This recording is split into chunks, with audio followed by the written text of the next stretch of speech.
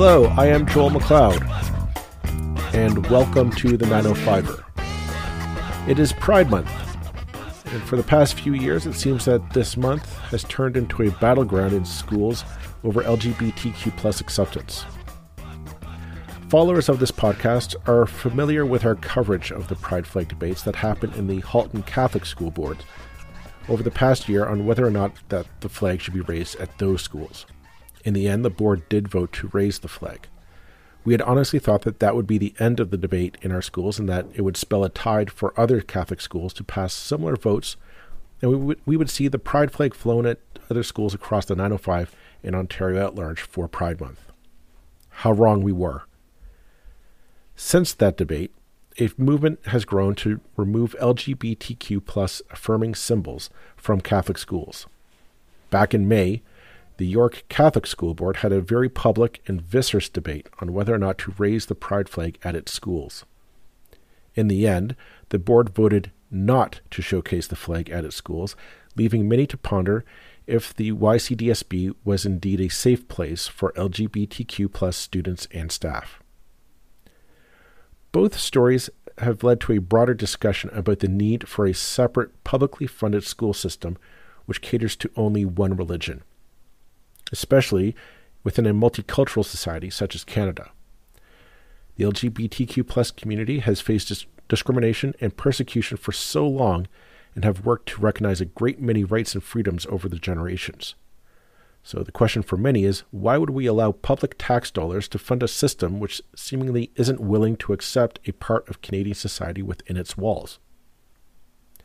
The counter-argument is usually that it is within the Constitution, the BNA Act, specifically that made the compromise for Catholics to have a separate school system back in 1867. However, it should be pointed out that Ontario is only one of 3 provinces to have a publicly funded Catholic school system, that many provinces have taken active steps to ensure that they have only one public school system for all of their citizens. So is it time for Ontario to step up and make the change to a more egalitarian school system? Our guest today thinks so.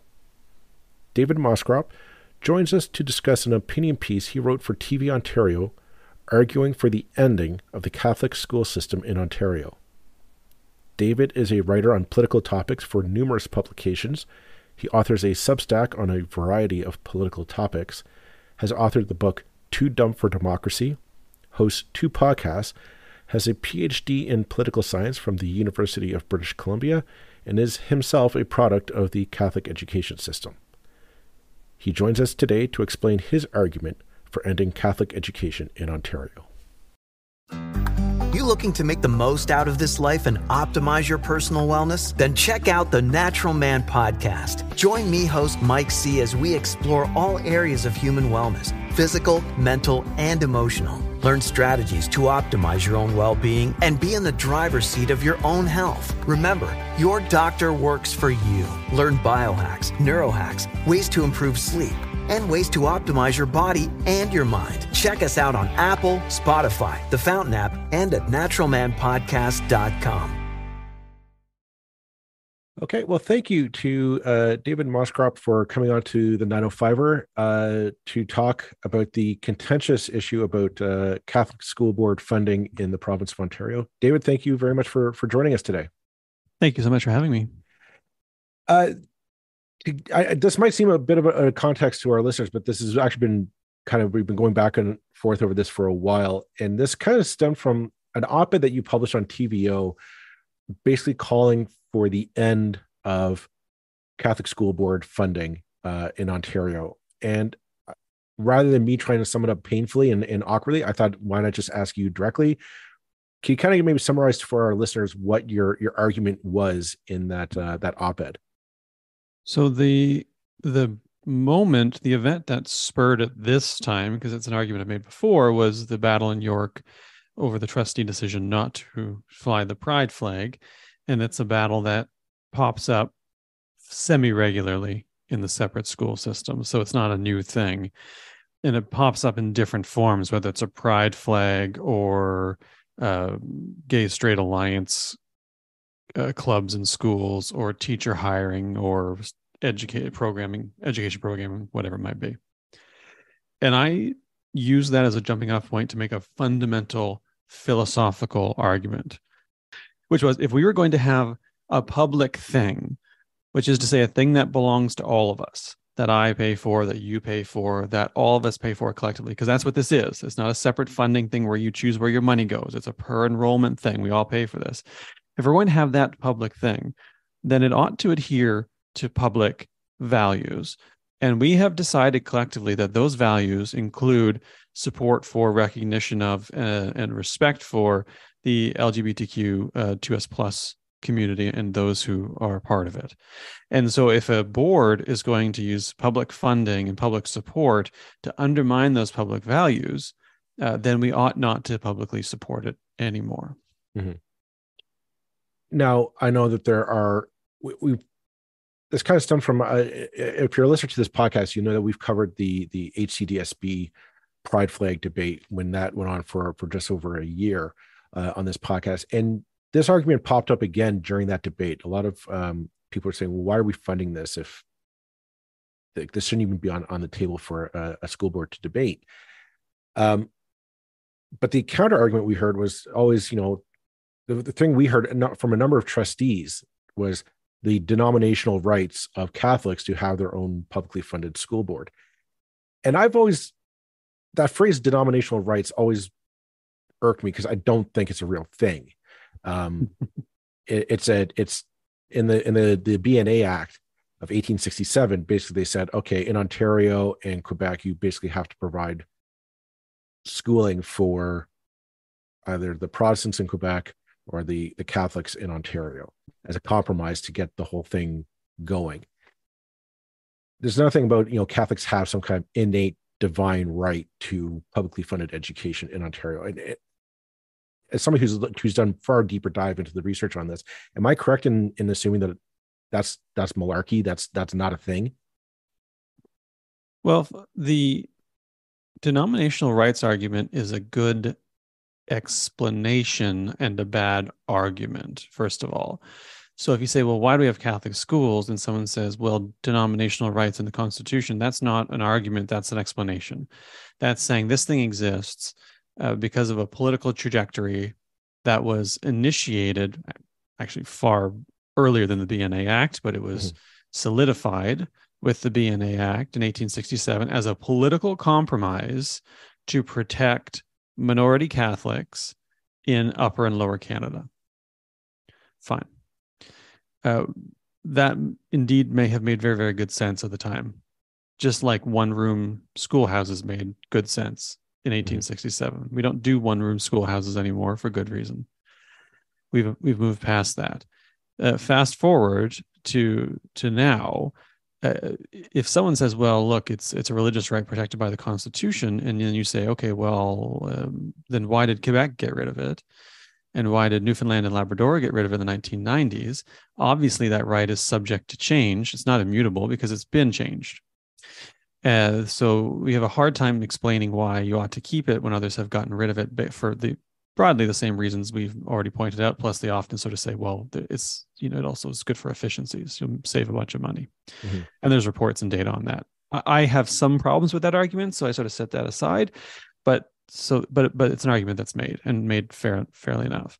So the denominational argument, for one, is not an argument. It's an explanation. It's rooted in the past, and it's mutable because you can amend the constitutional denomination bit with a bilateral agreement between the federal government and the province in question, in this case, Ontario. You could do it tomorrow if the province had the political will and interest in doing so. And I find that's interesting because, and correct me if I'm wrong, but the only two provinces in Canada that have a Catholic, publicly funded Catholic system is Ontario and Alberta, if I'm not mistaken. And I think Saskatchewan. Someone else has one in Saskatchewan. There's a few, but also, it's also worth noting that the constitutional provision is also itself incomplete because it was the Bill Davis government in the 1980s that made amendments, including a push for equitable funding for the Catholic side. So it's not like we have since the founding of Ontario as Ontario had these two co-equal separate systems. I mean, the Catholic system, the separate system, is a product of history and political trajectory. It wasn't sort of baked into 1867. Well, I'm glad you brought that up, because I think I'm going to argue probably about 2 generations now we've had a publicly funded Catholic system in Ontario, and there's kind of a sense like I am a product of that. I went to a Catholic school. Me too. We'll come to that later, because there's another argument that I find interesting about that fact. But it's kind of this assumption like, oh, it's always been here, and that hasn't been the case. Like it was Bill Davis that really made the push as an election promise to get the Catholic vote to say, hey, I'll fund a system for you guys. You give me your vote, and we'll do it. And that's kind of how it came to be. It wasn't like this. There's always been this Catholic, this 2 separate funded school systems since Confederation. It's kind of there's an assumption I think the public makes on this topic. Yeah, that's exactly right. And of course, the board has an interest in having you believe that too, the separate boards. So, there you go. Mm-hmm. And of course, this is such a fascinating topic for a number of reasons, including the fact that as soon as we admit that it's contingent and mutable, then we can say, well, it can be otherwise, and it has been otherwise, and it's already evolved, so it can evolve further. It's not something that's set. It's so deeply in stone that we can't change the etching or cover it up or blast the stone away altogether. It absolutely can be, and it has been done elsewhere. And to a certain extent, we've already proven that it's changeable because we've changed it.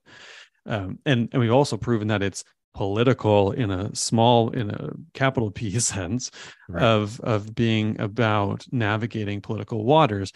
And if you doubt that for a second, go look at the history of Dalton McGuinty talking about denominational, faith-based legal avenues for Muslims, mm-hmm. And what happened when he tried to do that, or John Tory talking about funding other separate faith-based schools. Right, this idea that faith-based education and faith-based legal processes are very, very important in Ontario.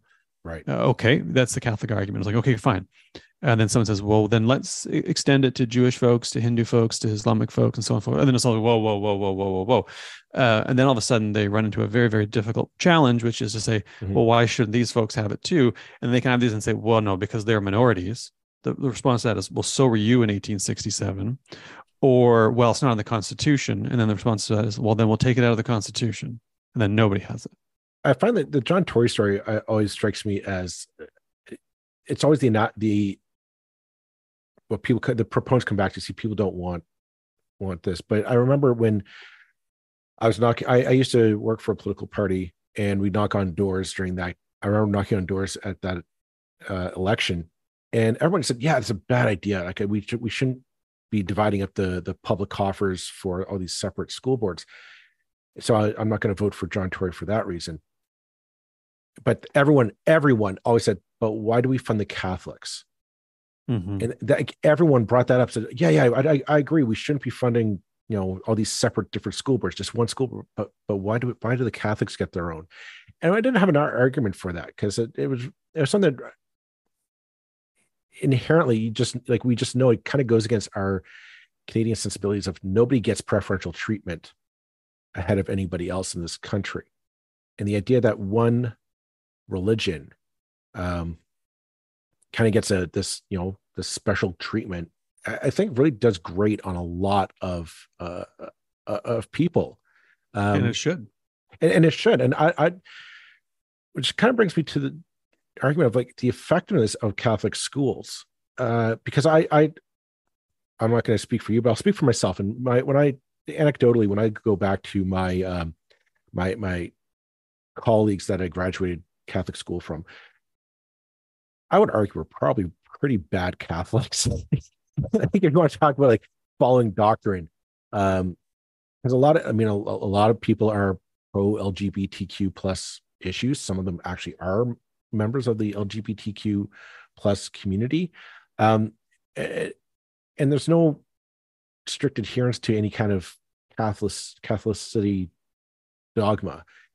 And I looking back, I kind of say, well, didn't the system kind of fail in that regard? Like if like, what's the point of a Catholic education system if the people coming out of it aren't die-in-the-wool Catholics?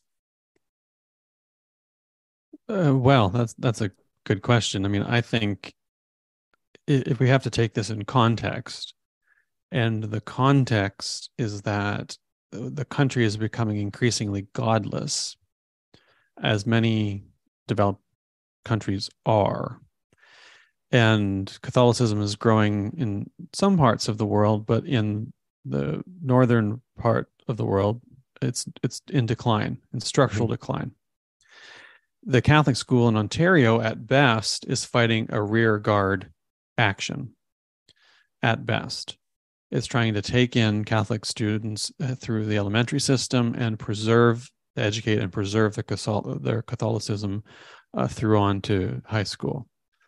And I went to a Catholic school. It was a very good school. I'm actually very pleased that I was able to go there, not because it was Catholic, but because it was good. And in the way that every public school should be good. Mm-hmm. And I went through religious education. I attended mass. I did the whole thing. I then left and lapsed later, actually quite a bit later, but later. But that process had begun already, and as it does for many. So at best, it's a rearguard action, and I think my experience is far from unique, and so is yours. But the school has an interest in fighting it anyway. And so there's that side. And then, of course, there's the material side of there's an awful lot of money and resources and jobs that people are fighting for. And as a species, we are loss averse, right? This is something that's been proven by psychologists, most notably Daniel Kahneman and Amos Tversky, who did a series of experiments on this and say, human beings are more likely to want to prevent losses than to, chase gains. My dog agrees. She's very excited about this issue too. Slightly more excited that I'm not paying attention to her, but so you give something to someone. Say you give a dog a bone. Let's use Sam as an example because she's not allowed to have bones anymore. Because you give a dog a bone and you try to take it back. God help you, right? And that's why Sam's not allowed to have bones anymore. So it becomes much more difficult to take something back once you've given it, obviously. And I think fundamentally it boils down to this: is that regardless of what the Catholics are manning, whether or not Catholics are managing to preserve Catholicism is, I think, secondary to the issue of you've given them something, and by God, you're not going to get to take it back. I see your point, and I understand what you're saying. I always have an issue with this though, because I never talk to anyone who wants anyone my age or anyone with kids in the system, in the Catholic system, that are actively trying to preserve the Catholicness of it. The more and more parents I talk to who say, I was like, why did you pick this school or this system over the publicly funded one? It came down to the fact that the Catholic schools were notably just better quality. And by that, I mean, they had more funding per capita for students. So the textbooks were better quality. The schools, had a fresh coat of paint on it, like that kind of stuff, that you got a sense that you're getting a more bang for your buck. And the religious side came secondary to it. Was more like a necessary evil. And I don't like, so I always question, like, what if they took it away? And I find more and more parents saying, yeah, one day they will. One day they're going to take it away. But they're also conceded to the fact that if they did take away the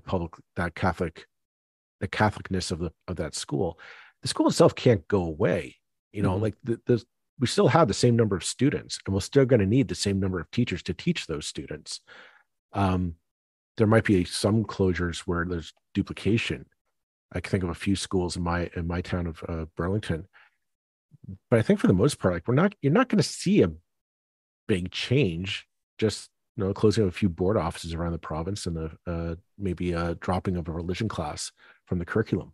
Oh yeah, no, I think you're right. And when I'm talking about that sort of risk aversion, that desire to hold on to something, that's baked into the institutional element, and the Okay. Catholic rearguard bit is baked into the true believers, right? Of which Hmm. there are many in the Catholic system, Hmm. at the Hmm. trustee level, at the board level, at the level of administrators and teachers and support staff and custodians, and right on up to the level of the Vatican, right? It is a big transnational network that is full of true believers, although not everyone is.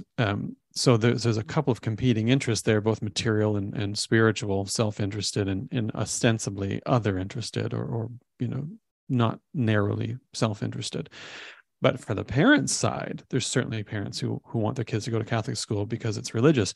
Hmm. But I think for many of them, the first concern is the quality of education. Right. But that is the empirical question I think is most important. Was, okay, well, if we were to do away with these schools to have a more inclusive single public education system, could we maintain or even grow the quality of public education in Ontario? Now, my hypothesis is that we could grow it and make it more inclusive at the same time.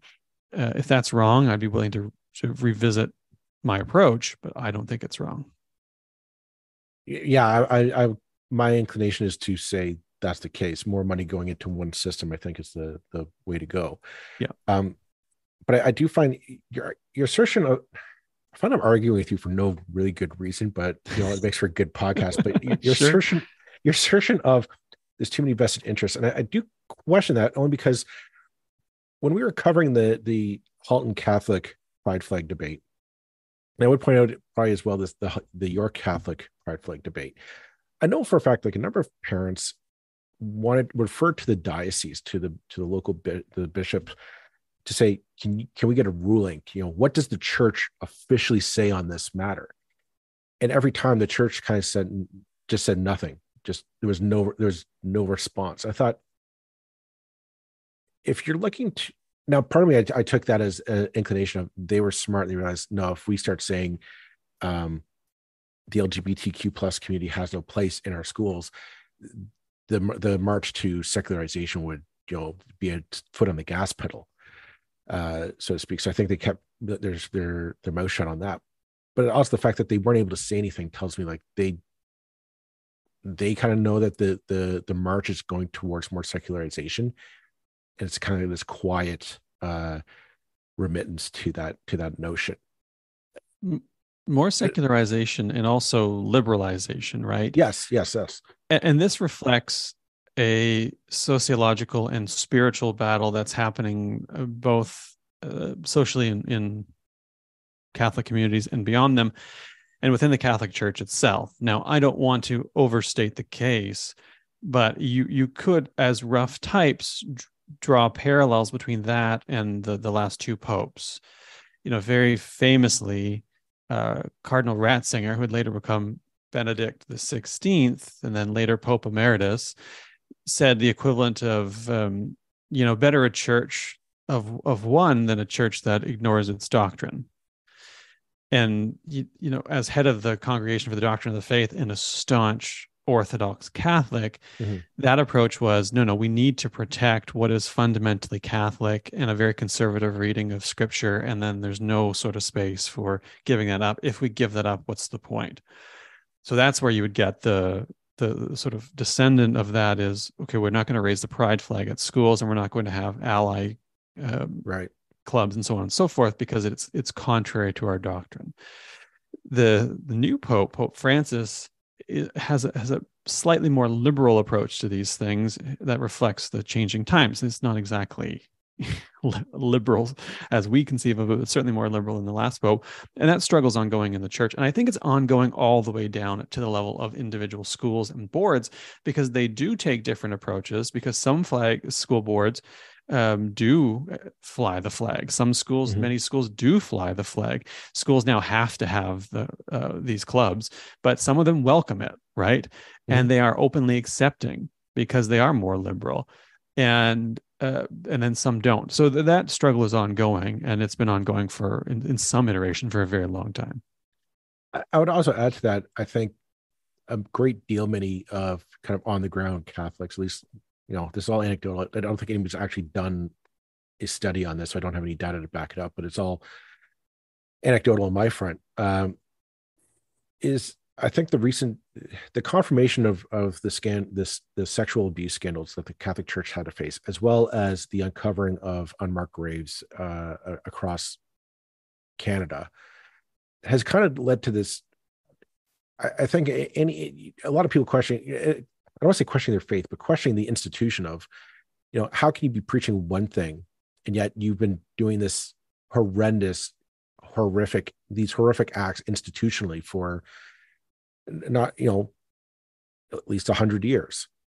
And I think for at least a good many Catholics, they say, no, why am I going to listen to what you have to say?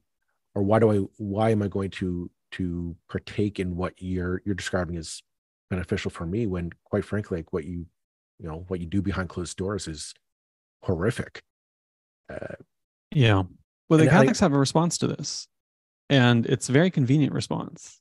And it's a response that we've been hearing for a very long time, which is, oh, yes, that's true.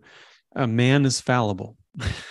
Right. Right. And it's like we've had, this is the church that had anti-popes, right? This is the church that had the Borgias. They have encountered absolutely nasty, vicious, abusive, terrible, hellbound Catholics before. And the response is, oh, yeah, they're bad people.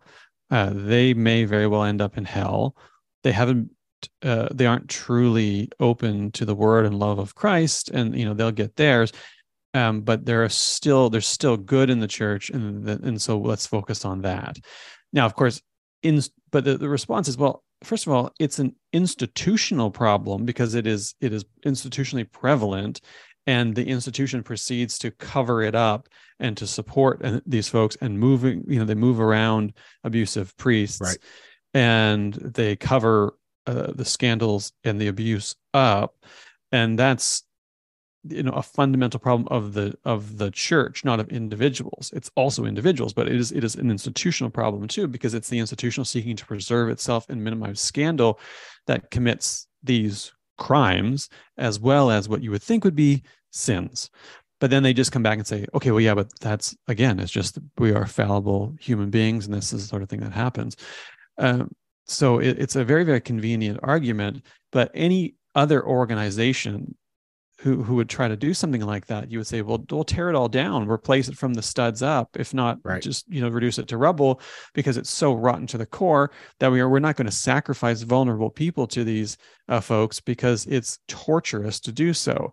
But the church is big and powerful, as much as they want to pretend that they're a cowering minority. They're big and they're powerful, and they have a lot of at least assumed political power. Maybe we could talk about this, because this is also fundamental to the debate.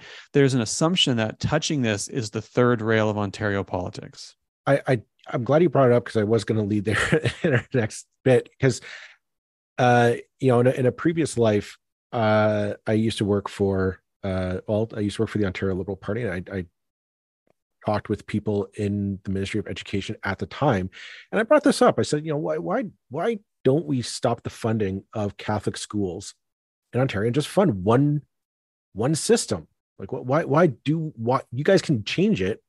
Why don't you? And the response every time was, well, twofold. One, the Constitution argument, which I think we've kind of debunked earlier.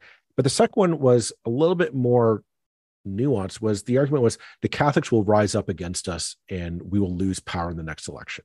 Mm-hmm. And so I just kind of said, all right, I guess so. But I also said, have you been inside a church lately? They're not really like filled to the brim of Catholics. And the ones that are in there, they might only have like a year or two left. And I don't mean to be callous about it, but like, I'm being realistic. Like as an institution, it's not filled to the brim with, young, vibrant, energetic people. And I'm thinking like it's the idea that the Catholic base, if it is there, is going to rise up and turf out, whether it's Doug Ford or whoever the Liberals or the NDP pick next time around if they do this. Yeah, and I think the voters are one thing. I mean, the sort of Catholic voters who will make this a voting issue and the voting issue. And the other thing is the institutional power. And I think it's one thing to say, well, we don't want to upset and take on the segment of voters. Like, okay, fine. I'm not super convinced that it's as big a deal as they say. Maybe it is. But I think they look and say, well, we definitely don't want to pick a fight with the unions. And if I were a teachers union, and I'm looking at talking about, one single public system, and I'm looking and saying, there's an awful lot of people talking about efficiencies and saving money, I might start to get nervous, and rightfully so.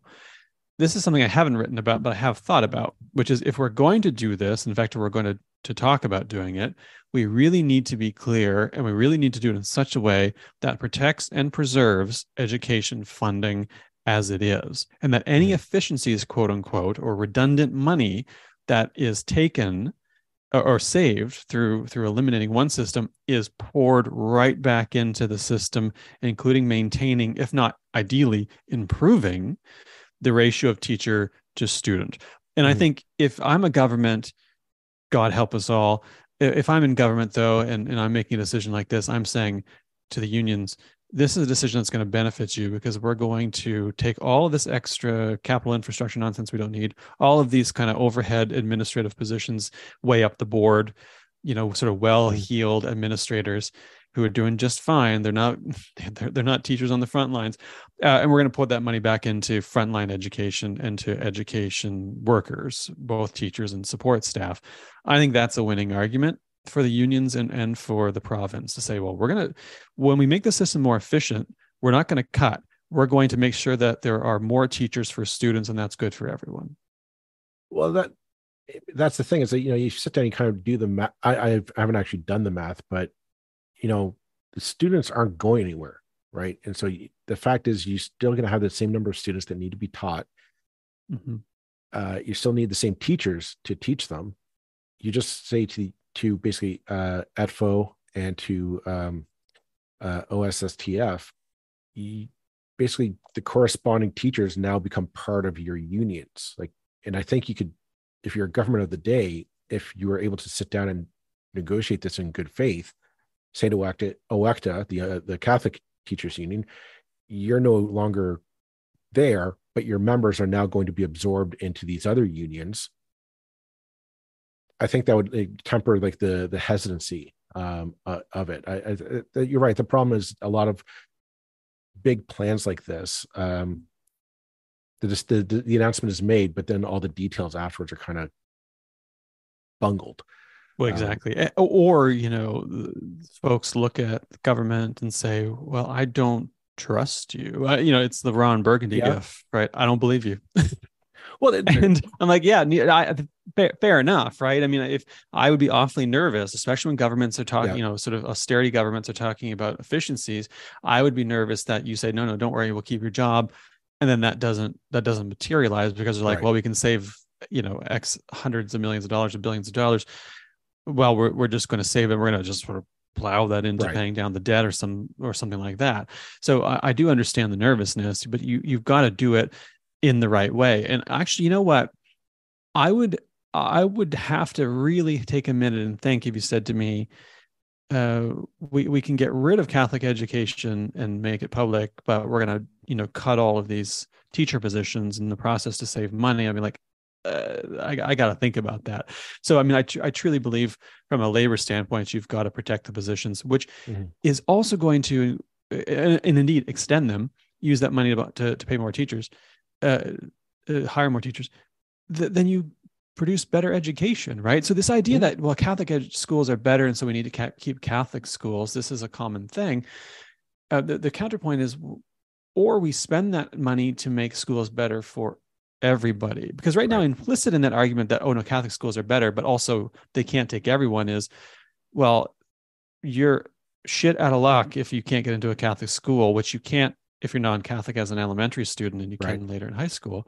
So we're saying, oh, it's okay to kind of leave all these students off to the side because these ones are doing fine, instead of taking all the energy and resources and making sure that everybody is better, which is what I would rather do, while also respecting the fact that as a public system, we ought to be maximally inclusive of all people who contribute to that system and who live within it.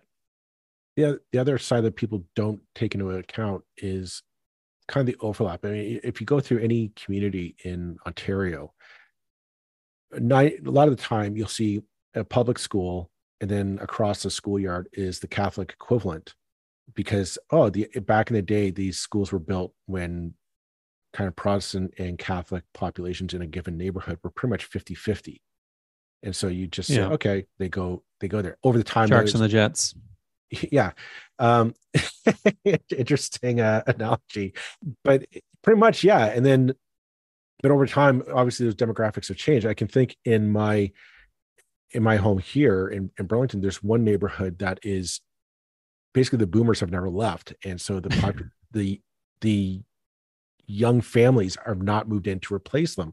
And the populations for two schools are dwindling. And I said, these schools are black holes of tax dollars. And I sound like a conservative here, but it is a valid argument. It's like, okay, but wouldn't it make more sense to just shut one down and send all the kids to the other school? And so that school now becomes full. They're maximized in terms of population. You sell off the other school, and you can turn that into, hopefully socialized housing or a park or something. I don't know, but you sell it off, and that money can go back into the school system to buy, smart boards, textbooks, Wi-Fi. I don't know, whatever you want to do with it. But I imagine, and I got to think like this situation is not exclusive to the 905. This has got to be happening all over the province, of just those schools that, the demographics in the neighborhood have changed, and we really only need one school now. We don't need two. Oh, yeah. And it's wildly inefficient to say, well, I know there's a school across the road and everyone can go there, but it's a different kind of school. So we're going to have to bus you over here instead. And now you can't walk or bike ride to your school, or walk your kids over to school in the morning because, sorry, that's a Catholic school and you can't go there. And so we're going to go over here. Or it also becomes a sort of bad allocation of resources at the capital level, at the infrastructure level, based on, as you mentioned, this ancient division between what I called earlier the Sharks and the Jets, which is just silly in 2022. So I mean, that's a functional reason to do away with it. So I think it's the argument to do away with Catholic schools is good, both at a sort of functional level and a symbolic level. I should say, they're both functional. I should say a symbolic level and a material level. Mm-hmm. And you could say to me, I have no time for the voucher argument, so that I dismiss out of hand. We need a public system funded by the public for the public. So vouchers are a non-starter for me. But look, if you want to have a private school for Catholics that you pay for out of your own pocket, fine, whatever. That's going to be a tiny minority of enrollments. Go for it. Those things exist. But if they're going to have a public system, it ought to be public for everyone. Well, I think the only communities that would house a private Catholic system would honestly be Toronto, maybe Ottawa, but they'd be heavily urbanized centers, because that's the only people who'd be able to afford a fully privatized education system. Yeah. I mean, I'd prefer those didn't exist, but I'm not. That's not where I'm going to draw my line, especially if it's something that helps us facilitate having a better single public system. Which, again, here's a thought experiment I often use to try to upset our tendency to rely on path dependence as a justification for current policy, and it's this: say we were to have a big constitutional convention. 2023, we're going to found Canada again.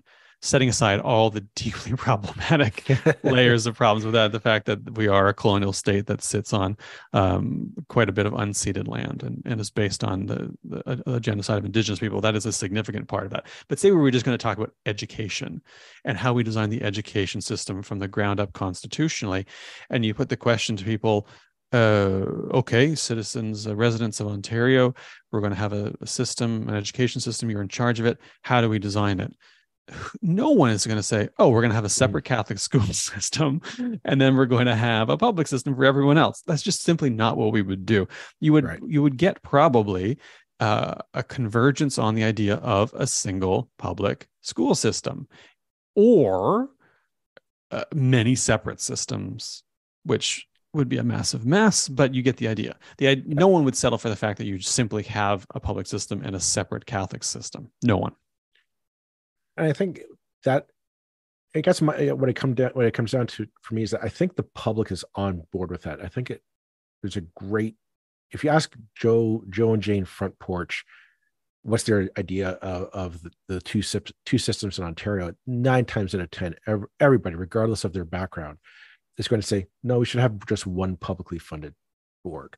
All of our kids, Muslim, Jew, Catholic, Protestant, atheist, whatever, we all go to the same building. We all learn 1 + 1 = 2.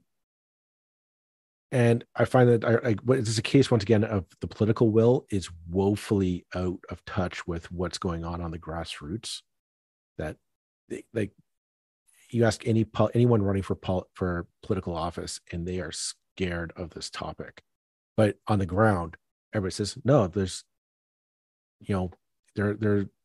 should only be one system, and everybody gets to go to it, whether you're LGBTQ plus, Black, Native, it doesn't matter. It's just one system for everyone. And it's just like a case of, once again, our political class is just out of touch with what's going on the ground. Oh, I think they're, I mean, in a sense, they're in touch in the sense that they probably realize in their heart of hearts that the system is absurd and that people would be better served by a different one, and lots of them prefer it. I mean, there is polling data on this. I haven't seen the most recent stuff, but there is data that exists, and people sort of say, oh yeah, that makes sense. I mean, the Toronto Sun even once had a thing running, they ran a thing that was like, people want to get rid of the system and have one. It's like, okay, so I know for a fact that someone like Doug Ford probably knows this to be true, because I have a feeling he's read the Sun. So that's for sure the case.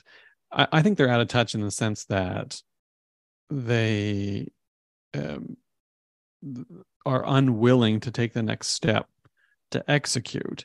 And now that I think on it a little bit, out of touch might be a bit unreasonable, because I think this issue is important, and I think people are behind the reform, but I don't think they care enough to really press it at either the sort of activist level, or to make it a social movement issue, or something they've organized around, or to make it a ballot issue.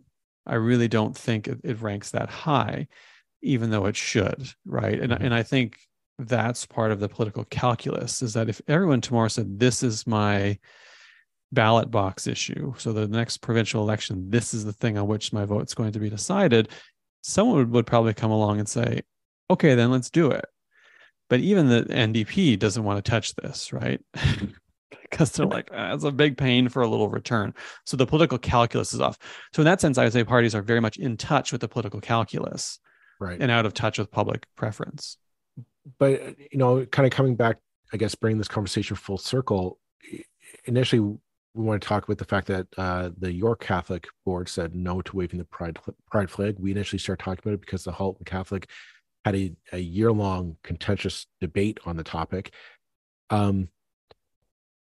Niagara Police said that the Niagara Catholic Board had a lock and secure policy because of a threat made against that board. And then I guess I'm saying like this, I don't see this issue going away. And it seems to be focused, it's going to keep coming down to the Catholic boards, because I think that's where, the social conservative right, they're copying from the American playbook, and they're trying to infiltrate the public the school boards to impose this agenda. And I'm just wondering if that public grassroots groundswell is going to start building up over the next few years, because or maybe it's a question of the left can't get its act together on this topic, as long as pride flags still become an issue. I think it is going to remain an issue. I do think, however, though, to return to a bit of a conversation earlier, that the school system, the separate school system, just strategically may adapt and sort of, put some water in their wine, to borrow bits of an old story from their book, to try to head off growing public sentiment against them, right? Because if they keep fighting this battle time and time again, they're going to keep reading stories by people like me and you who say, okay, don't fund them. And they're going to keep turning public opinion against them. So there's a sort of social pressure that's going to force them to adapt slowly, for sure, but adapt nonetheless. And if they don't give into that, they're probably goners at some point, because at some point it's going to raise to the level of the public just being simply done with them and wanting to say, okay, no, it's finally time to get rid of this. And the political calculus might change.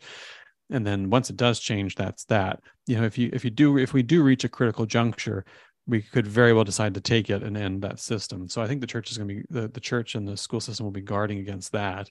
But it's going to be an internal debate, because that means trading off some of their approach to dogma and to doctrine. That's their decision. But the left could organize around this in the meantime, and I think they should. But the institutional party left isn't exactly having a great moment, so I'm not putting a ton of faith in them to sort it out. Oh, I'm not either. We've had a number of conversations, and just the lack of cohesiveness of the left and how it tends to eat itself over these issues. I would kind of my last point on this. I do think the march towards the end of the Catholic school system is here. We're already on it. And the reason why I say that is there's greater and greater push for a lot of these legal arguments of to preserve the Catholicness of these schools, such as not allowing non-Catholics to register for the school, or to discriminate in hiring practices to the schools. I want to say that it's not. I don't know of any cases legally, but I can see down the road that being challenged in the courts to say you cannot, despite what the Section 93 says, you can't discriminate somebody in hiring or admitting to a publicly funded school based on their religion or lack thereof. And I think at some point somebody's going to bring that to the courts, and the Supreme Court will no doubt say, yes, we would definitely want to hear that case. In which case, once that happens, I can picture it's going to be like a wall of dominoes just coming down, because once you allow non-Catholics in, what's the point? Yeah, I mean, I don't think we're ever going to see a successful challenge to the funding, but I do imagine we could see enough of a forced liberalization of the system that, I mean, I already think the what's the point argument is compelling, because it's so watered down already, having gone through it myself and seen others. But you could, I mean, it's already, you can opt out of religious classes, Catholic, for instance, right? So you don't even have to take religious classes. As for Mass, we used to have a strategy for that as well. We'd hide in the bathrooms. Yeah, it happens now. They used to post teachers at the doors because they knew that everyone wanted to skip Mass and go and have a smoke or go down to Pizza or something, right? They'd have to. This is how deeply Catholic the Catholic schools are. The point where you've got the police students who are hiding in the bathroom stalls with their feet up on the toilets so they don't get spotted under the stalls, and then trying to sneak out the back door to have a smoke. I mean, right? I mean, what are we doing here? Well, that's the thing. I mean, if we're going to swap stories, at my Catholic high school, we used to convert the gym into a church. And then, but every now and again, you'd hear the side door for the gym just quietly opening and closing as some kids figured now's my chance to sneak out and go for a smoke. When everyone's bowed their heads to pray. Yeah, let us pray. And he hears shing, right as his door opens. The Lord must have moved through them. The Holy Spirit, the Holy Spirit moved them. Right. And then out the door. It's an age-old thing. And but what I find it's interesting, I have kids in the system now, and they're getting to the age where they do the sacraments through the school. Mm-hmm. And the number of other parents who are coming forward saying, my kid's not even baptized. Like they got in because I've got the right credentials to get into the school. Right. And I find that story becoming more and more prevalent. And I say, like, it's not like the one-off. Like, there was, in some cases, we've heard of some classes for communion and confession that there's just like an entire section of the classes, no, we're not participating because I don't want to. And, you know, I just want, like, it's kind of like you're fighting an uphill battle on this if you're trying to preserve it. I do think the trend is going that it may not be within your or my generation, but my gut tells me the next generation, definitely they're just going to say, no, we're done with it. Yeah, I think that's just demographically true, right? I mean, this is all anecdotally. I really don't. The thing is, I don't think anyone's ever done the actual hard data research, like no polls or anything have been done on this. But it's just anecdotally. Like I talk to anyone, go to a church, and you'll just see, like, no, this is not. It's not a vibrant system that is showing, oh, there's definitely like a generational renewal happening here. Yeah. And here's the thing. I mean, structurally, the religious population in Canada is declining, and the Catholic population of Canada is declining. So, you know, that's just the structural reality. And as people age out, which is what's going to happen, and they die and they're replaced by less religious offspring, that's going to be that, right? So it's, I remember it hovering around something like a third, something like that. And I think right now, I don't remember the exact numbers, but I think, unreligious, atheist, agnostic, whatever, is getting pretty close to about the same, if not higher. So, I mean, you're going to lose to demographics every time in the long run. Well, I think we'll. I think you and I could have this discussion for another, like, for the rest of the day. But I do know we're coming up on our time, and we both have to get on with our day. So, David, I'm going to call it an end to this episode. But thank you very much for coming on to discuss this topic. I doubt it's going away anytime soon. But we'll have a link in our show notes to his article from the TVO website for all of you to read when you get a chance. And thank you, David, for coming on to the 905er. This was a fantastic conversation. Thanks so much for having me. Wonderful.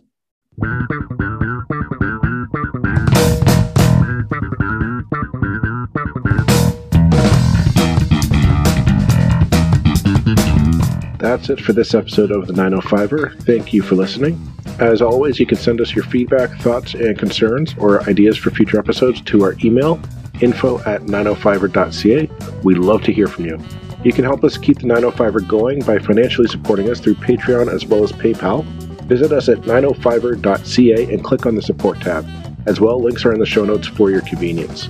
Lastly, you can find us on social media. Search for _905er on Facebook, Twitter, Instagram, and LinkedIn. So long for now. See you next time.